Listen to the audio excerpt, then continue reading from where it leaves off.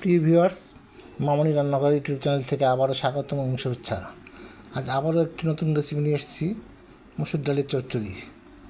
এই চচ্চড়ি রান্না করার জন্য মসুর ডাল 1 কাপ পরিমাণ ধুয়ে নিয়েছি। একটি কড়াই চুলোয় চড়িয়ে দিয়ে এতে 2 টেবিল চামচ পরিমাণ তেল দিয়ে দিতে হবে। এতে আধা কাপ পরিমাণ পেঁয়াজ কুচিও দিতে হবে।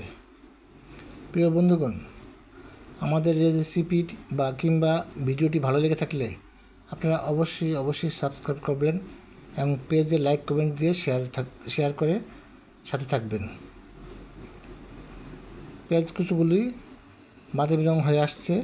এখন এখান থেকে কিছু অংশ তুলে রাখব, পরবর্তীতে তা ডেকোরেশনের কাজে লাগবে।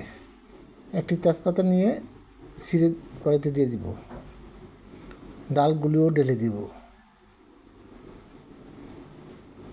মসুর ডালের চচ্চড়ি আমার খুবই পছন্দ। বন্ধুগণ, আপনারা তৈরি করে খেতে পারেন, ভালো লেগে থাকতে পারে। যদি ভালো লেগে থাকে অবশ্যই কমেন্টস করে জানাবেন। হলুদ আধা চা চামচ পরিমাণ,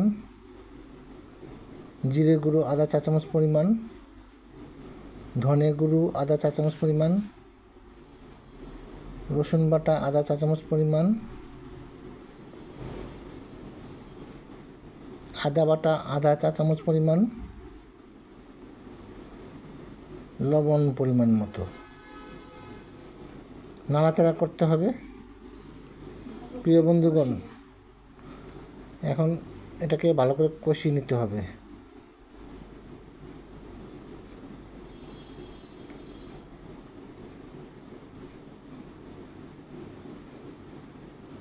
এখন আমরা 1 মগ পরিমাণ পানি ঢেলে দিব। পানি ঢেলে দিয়ে নেড়ে চেড়ে